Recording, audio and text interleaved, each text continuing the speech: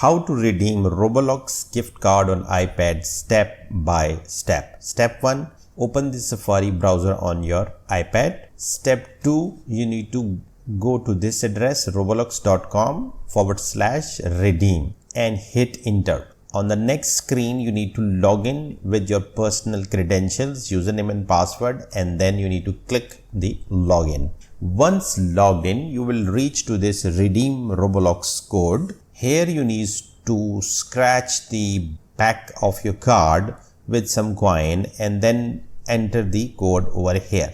Once you find that unique code on your physical card, you need to enter the same over here. Once done, it will appear something like this, and then you need to hit enter, and then you need to give it a few seconds and refresh the page of your browser. So you will see this credit somewhere over here, and you can just click on that to start to buy. Select the Robux package you wish to buy, let's say this one, and then on the payment method, you need to select the Roblox Credit and then hit on the submit order to confirm the purchase.